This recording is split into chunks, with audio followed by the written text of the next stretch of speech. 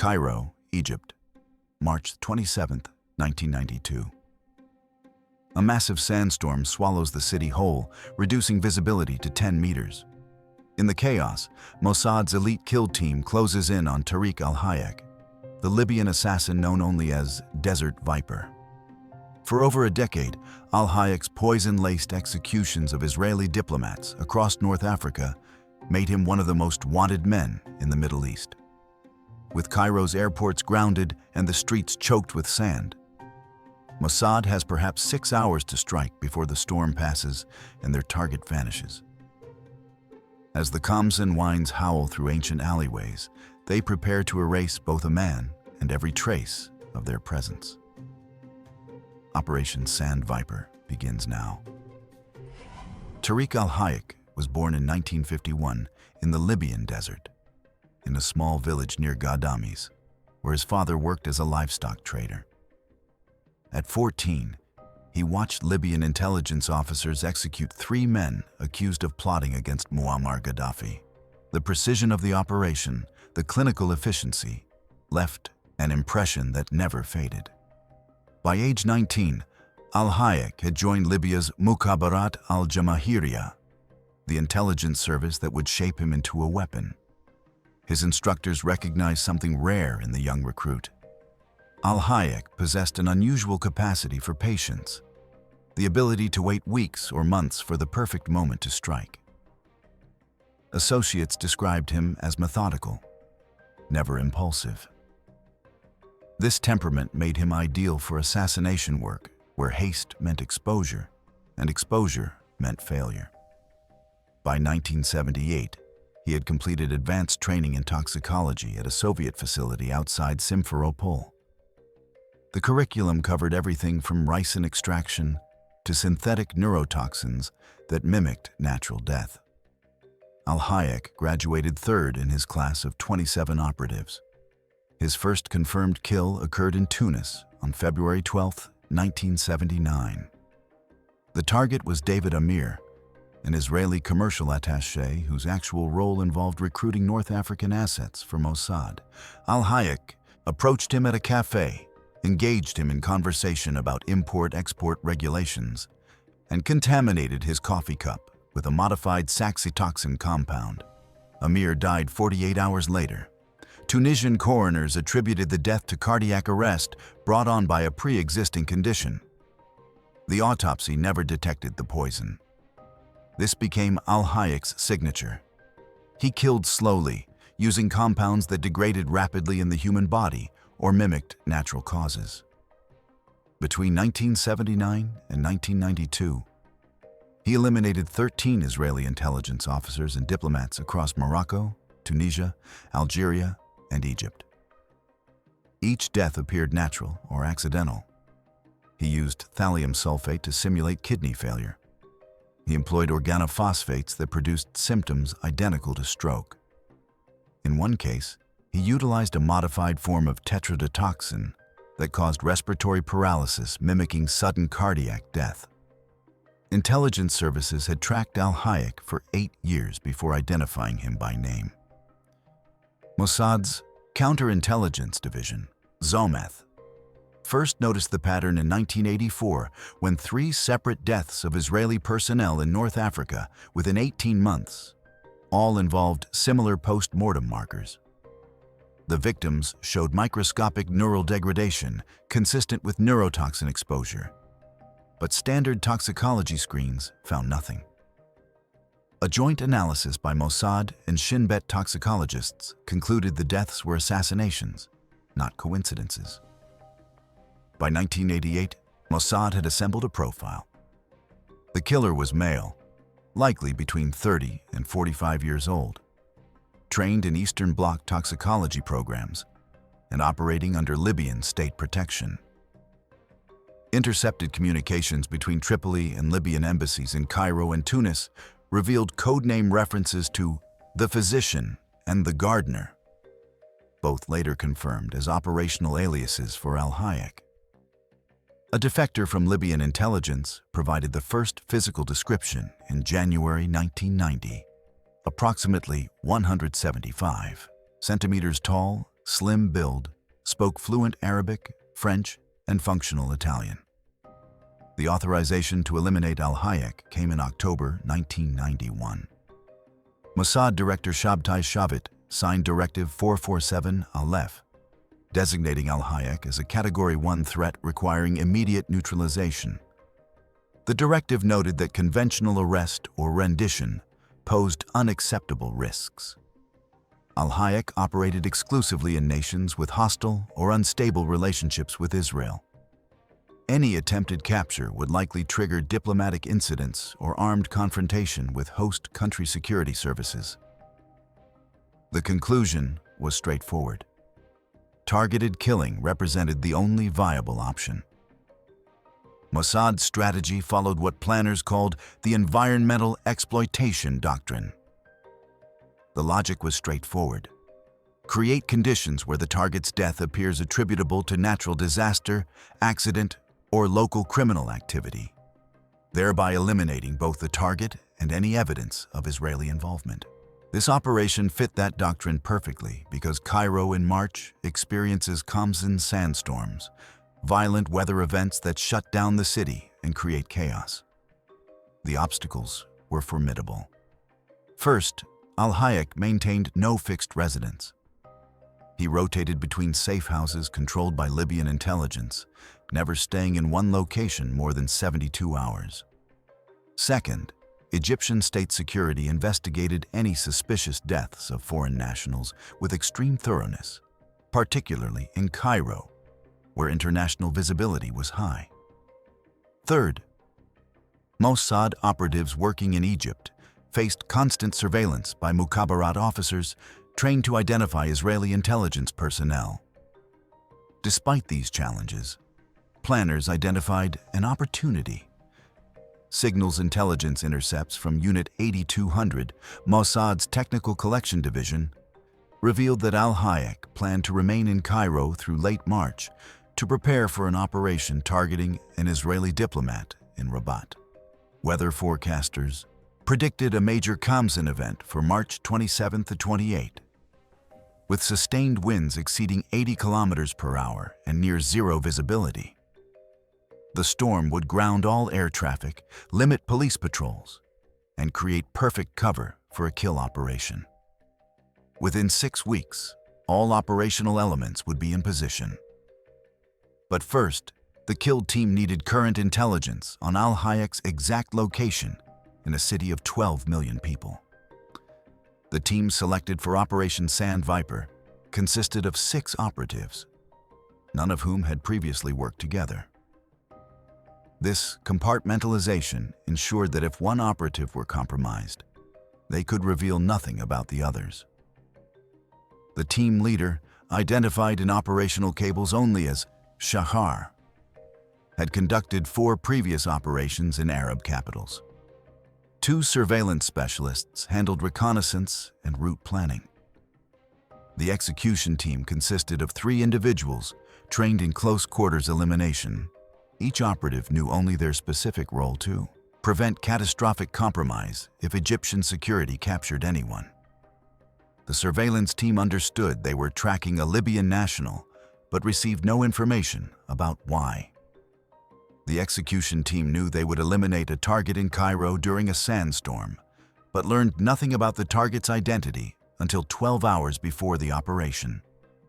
During the operational planning phase in February 1992, one member of the execution team experienced what Mossad psychologists call identity drift.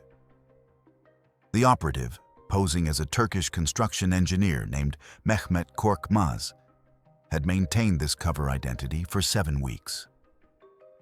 He rented an apartment in the Sayyeda Zainab district, attended Friday prayers at a local mosque, and developed friendships with actual construction workers. In a secure communication sent to Tel Aviv on February 18th, he reported difficulty separating his operational legend from his actual identity. He caught himself thinking in Turkish, responding to the name Mehmet without conscious effort. The psychological assessment noted this as within acceptable parameters, but recommended limiting the operative's time under deep cover to no more than 90 days. The mission continued. Intercepted communications from March 15th revealed Al-Hayek discussing his daughter's upcoming wedding in Tripoli, scheduled for April. Libyan embassy traffic indicated he planned to return home by March 31st. Analysts noted nothing operationally relevant in these communications. The detail emerged in passing during a phone conversation about travel arrangements. When the execution team received the intelligence summary on March 24th, they learned their target would never attend his daughter's wedding. The operation would ensure that. By March 20th, 1992, the operation entered its execution phase. Unit 8200 intercepted a communication from Al-Hayek to a Libyan intelligence contact confirming his location at a safe house near Khan el-Khalili, Cairo's historic bazaar district. The window was 7 days, the maximum time Al-Hayek historically remained in one location. The infrastructure required to execute Operation Sand Viper took shape over 6 weeks. Mossad's logistics division, operating through a shell company registered in Cyprus, established what appeared to be a legitimate electrical contracting business in Cairo. The company, Helwan Industrial Solutions, secured a contract with Cairo's municipal government to upgrade transformer stations in the Islamic Cairo district. This provided legal cover for extensive reconnaissance and equipment positioning. The surveillance team installed 3 digital recording devices disguised as electrical junction boxes within 200 meters of Al-Hayek's safe house. These units, manufactured by Israel Military Industries and designated Model DR-77, could capture video in low-light conditions and transmit encrypted signals to a collection van parked 8 blocks away. Each unit drew power from Cairo's electrical grid, eliminating battery replacement requirements. The installation occurred over 4 nights in early March, with operatives working during the 2 to 4 hour window when Egyptian police patrols changed shifts. Communication systems followed a protocol called sealed circuit architecture. Each operative carried a modified Motorola pager that received encrypted burst transmissions from a relay station positioned on the roof of a building controlled by Mossad through a long-term rental agreement.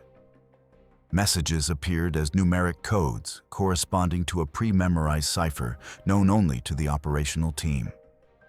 The system allowed one-way communication from command to operatives, preventing any transmission that Egyptian signals intelligence could intercept and trace. Escape routes required meticulous planning. The team identified 3 primary exfiltration paths from the target zone. Route Aleph led north through side streets to a safe house in the Shubra district, requiring approximately 22 minutes on foot. Route Bet proceeded east toward the City of the Dead, Cairo's vast cemetery complex, where pursuit became nearly impossible among the labyrinth of tombs and mausoleums. Route Gimel moved south toward the Citadel, blending into tourist areas where Western faces attracted less attention. Each route included 2 fallback positions where operatives could shelter if immediate exfiltration proved impossible. The planning consumed 43 days. By March 25th, the surveillance team had confirmed Al-Hayek's daily patterns, identifying a routine that would prove fatal. The execution team had 72 hours before meteorological conditions shifted and the operational window closed. March 25th, 1992. At 1900 hours, the surveillance team reported Al-Hayek had left his safe house and walked to a nearby cafe. He ordered mint tea and read a newspaper for 47 minutes before returning. This represented the 3rd consecutive evening he had followed this pattern. The behavioral consistency suggested comfort, a belief that his location remained secure. Mossad's operational planners recognized this as the psychological vulnerability they needed. Over the next 36 hours, weather conditions evolved exactly as forecast. The Egyptian Meteorological Authority issued warnings of an approaching khamsin storm expected to reach Cairo by the evening of March 27th.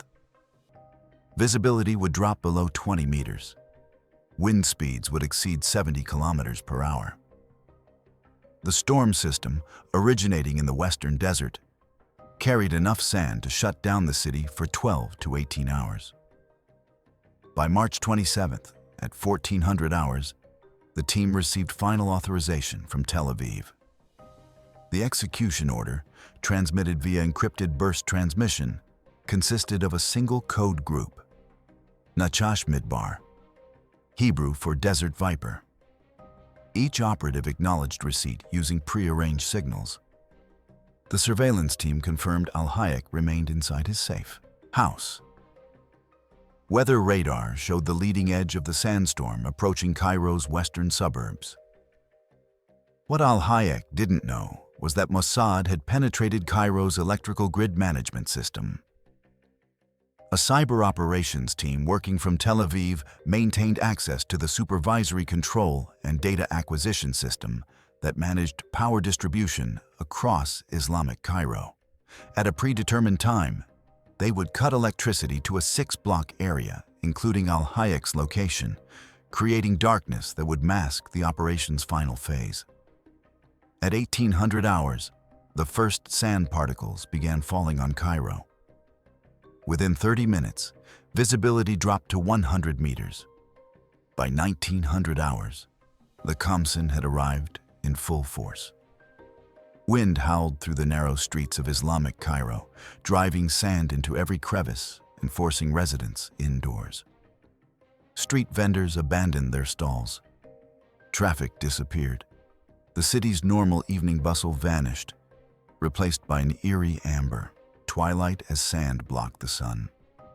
The surveillance team reported Al-Hayek had not emerged for his usual evening cafe visit. He remained inside, waiting out the storm like everyone else. This created a problem. The operational plan assumed he would venture outside, allowing the team to intercept him in a public area where the storm would obscure witnesses and evidence. His decision to stay indoors required immediate adaptation.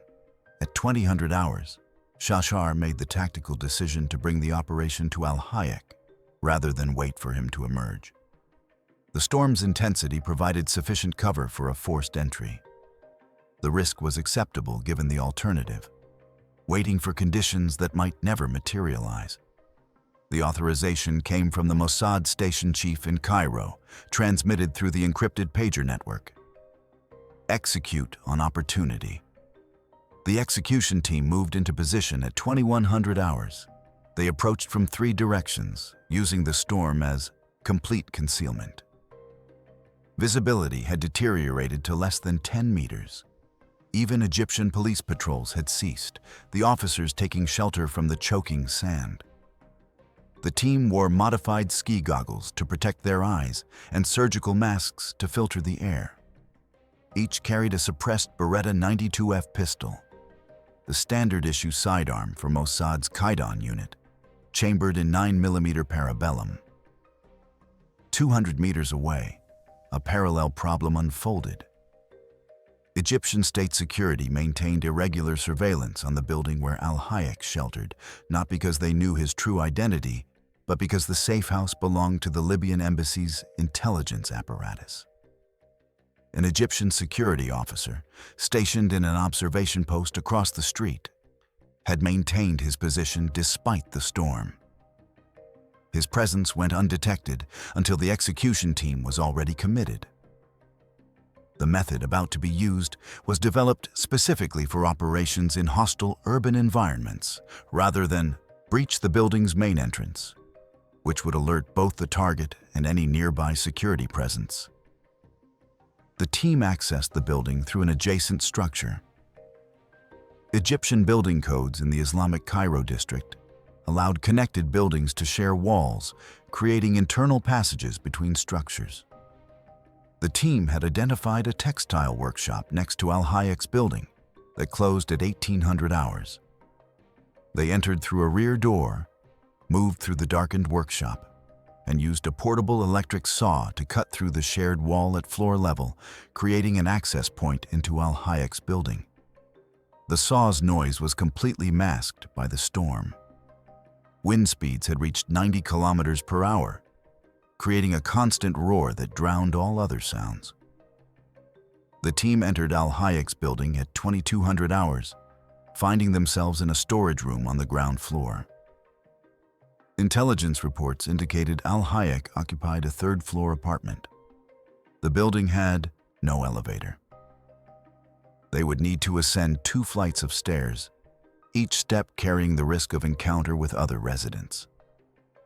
The power cut executed at 22:15 hours. Across a 6-block radius, electricity ceased. The timing appeared random, consistent with storm-related infrastructure failures occurring throughout Cairo. In the darkness, the execution team activated night vision equipment, custom-modified ANPVS-7B goggles that provided green-tinted visibility in near-total darkness. They moved up the stairs in tactical formation, the point man scanning for threats while the others covered angles of potential attack. Al-Hayek's apartment was the second door on the third-floor landing. The team stacked outside. 3 operatives positioned to enter, while the others secured the hallway and stairwell. What they couldn't know was whether Al-Hayek was alone. Intelligence suggested he typically worked without local support, but confirmation required visual contact. The door was solid wood with a standard deadbolt lock, easily defeated using a tension wrench and pick set. At 22:37 hours, the team made entry. The door opened into a short hallway leading to a main room. Al-Hayek sat at a table near a window, visible in the green glow of night vision as a man writing by candlelight. The candle had been lit when the power failed. He appeared alone. The nearest operative assessed the tactical picture in under 2 seconds. Single hostile, no visible weapons, no indication of awareness. Al-Hayek looked up as the door opened. He saw 3 figures in the darkness, but in the candlelight could distinguish no features. His hand moved toward a drawer in the table, a motion suggesting access to a weapon. He never reached it. The lead operative fired twice. The suppressed Beretta produced a sound like a heavy book dropping on carpet, completely inaudible beyond the apartment's walls. Both rounds struck center mass, a precise double tap to the thoracic cavity. The projectiles, 9mm hollow point rounds, created the intended terminal ballistics. Al-Hayek collapsed backward, the chair clattering to the floor. Total elapsed time from entry to target down: 4 seconds. The team immediately conducted a rapid search of the apartment, collecting documents, a notebook containing handwritten notes, and a small leather case that would later be identified as containing toxicological supplies. The actual cause of death was exsanguination from severed pulmonary arteries. Al-Hayek experienced rapid blood loss into the pleural cavity, causing him to lose consciousness within 30 seconds and expire within 3 minutes. The team documented nothing about his final moments. Operational protocol required immediate exfiltration. They had perhaps 12 minutes before Egyptian security services responded to any reports of disturbance. What occurred next separated professional intelligence operations from amateur killings, rather than immediately flee. The team implemented a staging protocol designed to misdirect the inevitable investigation. They opened the apartment's window, allowing sand to pour inside. They toppled furniture to simulate storm damage. They broke the window's lower pane using a hammer, creating the appearance of wind-driven debris impact. The candle was extinguished and repositioned on the floor near the overturned table. Most critically, they moved Al-Hayek's body to a position beneath the window, placing it to suggest he had been struck by falling debris when the window failed. The execution team included a trained combat medic who inflicted post-mortem injuries consistent with blunt force trauma using a section of wooden beam carried up from the storage room. These injuries created the forensic signature of a structural collapse victim rather than a gunshot victim. The bullet wounds presented a technical challenge. 9mm rounds create distinct entry and exit pathways that trained medical examiners recognize immediately. The solution involved a brutal calculus. The team used the wooden beam to inflict massive post-mortem trauma to the thoracic area, essentially destroying the tissue around the bullet wounds. The resulting damage resembled crush injuries from falling masonry. Egyptian pathologists, overwhelmed by storm casualties and predisposed to obvious explanations, would likely miss the underlying gunshot trauma. Within 14 minutes of entering the building, the team had exfiltrated via route Bet, moving east through the storm toward the city of the dead. The sandstorm continued with unabated fury, visibility still below 10 meters. They encountered no Egyptian security personnel. The streets were utterly deserted. By 2300 hours, all 3 members of the execution team had reached the primary safe house in Shubra. While the execution team moved through Cairo's deserted streets, 500 kilometers to the north, a separate problem unfolded. The Egyptian security officer, who had been maintaining surveillance on Al-Hayek's building, reported hearing what he described as unusual sounds around 22:40 hours. His report, filed at 23:15 hours after he could safely leave his observation post, noted possible building damage but indicated the storm prevented investigation. This report would later be retrieved by Egyptian investigators, creating a timestamp that partially contradicted the official narrative. The convergence of these elements, the execution, the staging, the storm, and the unwitting witness, created a situation that required additional manipulation. Mossad's signals intelligence team, monitoring Egyptian police and security communications, detected the surveillance officer's report within hours. An assessment concluded the report was vague enough to support the storm damage narrative, but specific enough to potentially trigger deeper investigation. The decision was made to take no action. Any attempt to suppress or alter the report would itself indicate foreign intelligence involvement. By 0400 hours on March 28th, the sandstorm began to subside. Wind speeds dropped below 50 kilometers per hour. Visibility improved to approximately 50 meters. Cairo's residents emerged to assess the damage. The storm had killed 17 people across the city, caused hundreds of injuries, and generated millions of dollars in property damage. Structural collapses, vehicle accidents, and respiratory failures created a morgue backlog that would take Egyptian authorities days to process. Al-Hayek's body was discovered at 0930 hours by a neighbor who noticed the broken window and entered to investigate. The neighbor, a 63-year-old shop owner named Hassan Mahmoud, found Al-Hayek beneath the window, surrounded by debris, and assumed storm damage had killed him. Mahmoud notified Egyptian police at 0945 hours. The responding officers conducted a preliminary assessment and reached the same conclusion. By 1400 hours on March 28th, Egyptian forensic investigators understood that a Libyan national named Tariq Al-Hayek had died during the sandstorm. The initial investigation focused on structural failure and storm-related casualties. The body was transported to Cairo's central morgue, where the backlog of storm victims delayed autopsy for 48 hours. During this delay, natural decomposition in Cairo's heat began degrading forensic evidence. The autopsy, conducted on March 30th by a medical examiner processing his 19th storm-related death that week, identified massive thoracic trauma consistent with blunt force impact.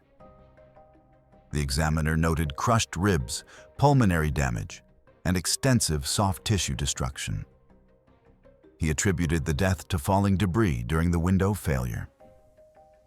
The bullet wounds, obscured by post-mortem trauma and advanced decomposition, went undetected.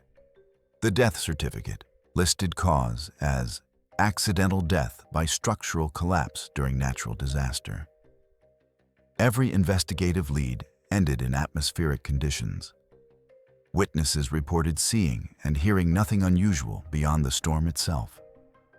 The broken window appeared consistent with wind damage observed throughout the district. The scattered furniture aligned with accounts from other buildings where violent winds had entered through failed windows. The Egyptian state security officer's report of unusual sounds was assessed as likely storm-related, particularly given that he admitted the storm prevented clear perception. The Libyan embassy issued a formal protest demanding a thorough investigation into Al-Hayek's death. Egyptian officials responded with complete autopsy results and photographs documenting storm damage to the building. Libya maintained that Al-Hayek was a low-level diplomatic staffer, making no mention of his intelligence role or assassination activities. Israel offered no comment when regional media reported his death. Standard protocol for operations they would never acknowledge. The denials were transparent to intelligence professionals throughout the Middle East. Egyptian intelligence officers recognized the forensic staging. They understood the probability that storm damage alone caused Al-Hayek's specific pattern of injuries approached zero. But transparency wasn't the point. Egypt maintained officially correct relations with both Libya and Israel. Acknowledging Israeli operations on Egyptian soil would require diplomatic response that served no Egyptian interest. The official narrative of accidental death suited all parties. The tactical objective was accomplished completely. Tariq Al-Hayek was eliminated, removing a threat that had killed 13 Israeli personnel over 12 years.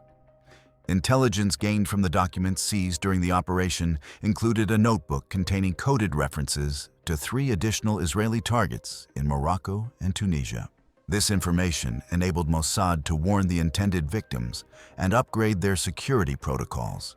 A secondary benefit emerged when analysis of Al-Hayek's toxicological supplies provided insights into Libyan chemical weapons development, intelligence that proved valuable in subsequent assessments of Libya's unconventional weapons programs. The cost was measured across multiple dimensions. Diplomatically, relations between Egypt and Israel experienced no significant impact because the operation remained officially unacknowledged. Egypt's informal acceptance of the narrative preserved the strategic relationship both nations valued. Operationally, the operation revealed Mossad's capability to penetrate Cairo's infrastructure and conduct precision strikes during environmental crises. This revelation forced the agency to develop new methodologies, assuming Egyptian security services would now specifically monitor for similar patterns during future natural disasters. For the individuals directly involved, consequences varied. The execution team members were rotated out of active operations for mandatory psychological evaluation, standard protocol after lethal action. One operative, the individual who had experienced identity drift during the preparation phase, requested reassignment to analytical work. The request was granted. The surveillance specialists continued active operations. Shahar, the team leader, commanded 2 additional operations before retiring from field work in 1995. Mossad's internal assessment concluded that the tactical benefits outweighed the strategic costs. The elimination of a serial assassin responsible for 13 Israeli deaths constituted a legitimate defensive action. The operational tradecraft revealed in the process represented an acceptable compromise given the target's value. Whether this calculation proved correct became evident over subsequent years as Libya gradually reduced support for anti-Israeli terrorism. A shift influenced by multiple factors, including the demonstrated reach of Israeli retaliation. The paradox at the heart of Operation Sand Viper remains unresolved. Was Tariq Al-Hayek a legitimate military target deserving elimination? Or was Mossad's decision to execute him on foreign soil an overreach of extrajudicial authority? Those who defend the operation argue that Al-Hayek was an active combatant in an undeclared war, that his 13 victims were themselves killed extrajudicially, and that conventional law enforcement offered no viable path to justice. He operated under state protection in countries that refused to extradite or prosecute him. The poison attacks would have continued indefinitely without direct intervention. Those who question the operation argue that targeted killing without trial, regardless of the target's crimes, establishes a dangerous precedent where nations claim the right to execute individuals based solely on intelligence assessments. They note that Al-Hayek never faced formal charges, never had opportunity to contest evidence against him, and was killed in a country where he committed no crime. The operation occurred entirely outside any legal framework beyond Israel's internal authorization process. The answer reveals more about your worldview than about Al-Hayek himself. If you believe sovereign nations possess inherent right to defend citizens through any necessary means, Operation Sandviper represents justified retaliation. If you believe international law and due process must constrain even defensive actions, the operation represents an extrajudicial execution that undermines the legal order nations claim to uphold. What's your take on Mossad's decision to eliminate Al-Hayek rather than pursue legal extradition or international prosecution? Does the context of his 13 previous assassinations justify the method of his death? Drop your perspective in the comments. If this story made you reconsider the boundaries between justice and revenge in intelligence operations, hit that like button and share it with someone interested in the moral complexities of covert action.